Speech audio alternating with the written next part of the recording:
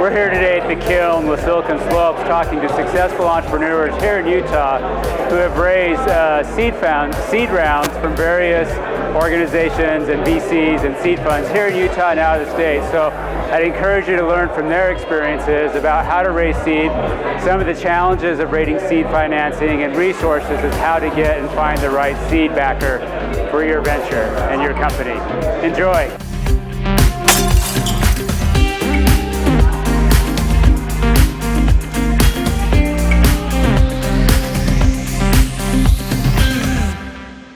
I think the first question I'd like to start off, and I'll start off with you, Kory, is like, when do you think it's the right time to raise a seed fund? When do you think you're ready, and when do you think the seed investors think you're ready? We waited a long time. I think we had done like over $8 million in revenue before we raised any money. I could design a shoe, put it on the website, and start selling it and not deliver it for a few months. And so that allowed us to go for a long time. I think that the right time for us was when I realized that money would solve some of our problems. A lot of times money does not solve the problems, but when money is the issue, I think that's the right time. If you know you can grow with an injection of cash, then you should raise money. Utah is super good at SMB SaaS though. That's like the bread and butter of everything that we do, and you definitely can get that off the ground in almost every case. It's very, very rare that you can't get something going, and I would definitely wait on that. Now, your terms will be way better, but your funds will be better, the people you're working with better, and you'll feel better about how you're investing that cash. Because at first you really just don't have a good idea. We knew, if we had the right amount of traction going into kind of a VC raise, the process would just be a lot faster for us. So I think we were probably $10,000 a month in revenue when we raised our round, and we're probably 2 months into business. Next question is, what did you think you knew about raising a seed fund versus what did you learn? I don't think there were too many surprises for us. I think we were actually really fortunate. We got pretty lucky to, I think, meet the right people right out of the gates. For us, there wasn't a lot of door knocking. I think right place, right time, and some of the right contacts. Working at Kickstarter and making them give me money on my way out really helped, but it was still really tricky to go out and raise that money, and having some traction behind you, whether it's 8 million or 10K or 40K in MRR is really important. But I think the numbers last check, if you want to raise like $1.5 million or $2 million, it's 40K. I think that I went into it with trying to act like I knew everything, like trying to be really confident and really convincing. And I realized that, especially in this state, like at the seed stage, they're really investing in the person that has the idea. The entrepreneur way more than the business. It doesn't matter if you're at 8 million in revenue or 10K in MRR. They're really taking a bet on the entrepreneur. They were really supportive early on because I think that we had proven some product market fit, and we were proving that they're legit. They have some good ideas and they're actually executing. And so those mentors, 18 months ago are now like my best friends. It's not scary. They were very kind. They were very nice to me. They were supporting me, not my company, really. And that's been super helpful. So it was just like, man, drop the game, drop the act. Just be you. They're taking a bet on you. Be real. Be honest. And it's really worked out for us. You've got 2 local angels. You've got 1 out of LA. What questions were you asking to say, hey, they're interested in me, but am I interested in them? Money was the easy part. I think that there's money lots of places. If you have a good idea and you're like a sharp person, you can raise money. I think for me it was more like, I don't want an empty check. I need help. I really, really need help, and I feel alone in this. Who's actually going to help me? Who's going to be with me through those really tough times? We've had a lot of tough times, more personally than with the business, and we've just been so these are my friends. These are people that are in my corner. They support me more than they support Taft, and we've just been super fortunate. So it was man, who's going to be there when things are horrible? So we were 6 people or so in January. We're 28 now. And currently raising another round, and our VC firm has kind of been instrumental in helping us do that. We had just a lot of late night discussions on should we oversubscribe this round. And I think you mentioned this, if you take too much money up front, it sets the wrong expectations, I think, for the company. Take the money, just get it, you know, so that, like, we had so many times when people were trying to negotiate over $1 million difference, you know, on a valuation.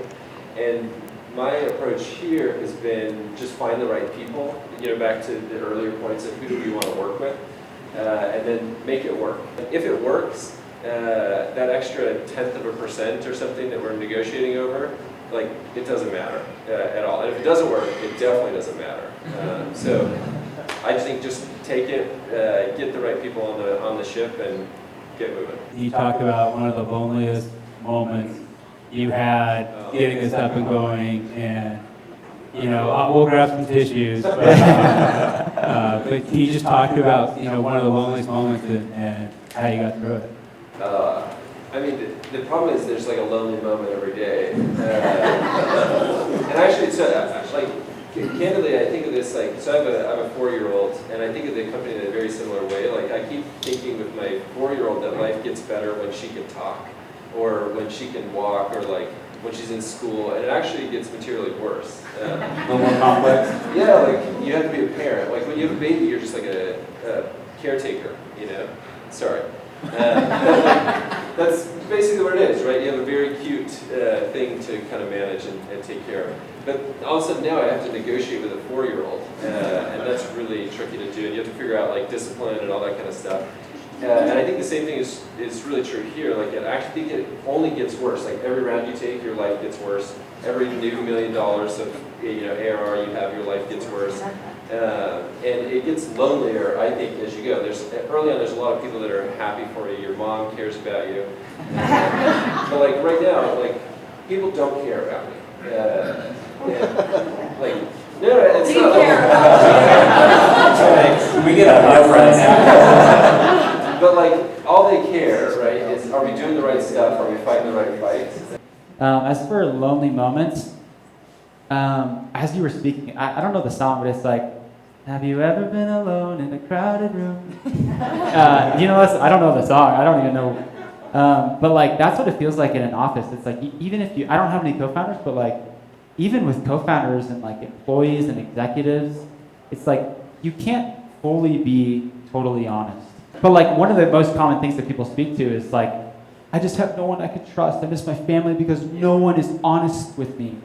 And that's what it's kind of like in an office full of employees. It's like, you can't be 100% honest with anyone. And that's why my wife just gets an earful every night. That's why every dinner is dominated by Taft, because it's like, you can be in a room full of people you love, and they love you, and they support you, and they work hard for you, but no one is up there with you at the top. And it's just different, and you can never be totally honest with anyone, and that wears on you. It never changes, and it gets worse and worse, and with every more dollar of revenue, I found it gets harder and harder. And so we're creating like a super bleak, like, don't start a business, but it's just like, be prepared for it to be. I appreciate the honesty, because I think that I've sat in these types of things where it's like, starting a business is this glamorous, amazing thing. It's actually really difficult, and I'm grateful to have people around me that are supportive when things are tough, because things have certainly been tough. I wouldn't say it's lonely at the top with the success that we're having. I mean, we're really early into this, but the business has exploded. You know, over the last 3 months, we had 20 clients in January. We have 635 clients now. You know, these are businesses that are paid clients, acquiring 100 clients a week, and it's been just mayhem inside the office. But it was done with design and intent of us kind of building a machine to produce that. And I would say the more successful we get, the more friends we have that are showing up. Any advice you'd give to anyone who is looking to either start a business or raise their seed round? You know, on the funding side, I think something that really doesn't get talked about too much, but it's creating FOMO.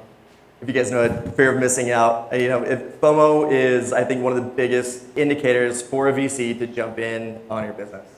And I think if that hype is around your company, if you can do a really good job of building that hype, building the interest, it takes a lot of effort. I mean, you're constantly talking to VCs, getting term sheets, you're playing the game, but if that interest is there, things happen faster, the chances of funding are way better. I would actually suggest of working internally to create that brand, create the hype, to create that interest rather than just go knock on a bunch of doors when the business is ready. That'd be my number one advice on raising a round. Morgan?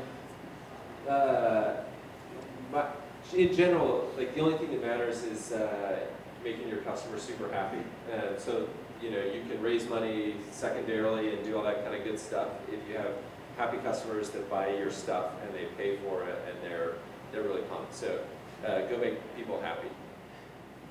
I would say, like, if you're doing something cool, I don't think it will be hard to raise money. It's a small community, like Evan said. Utah's really small. Everyone talks. For me, it was pretty easy.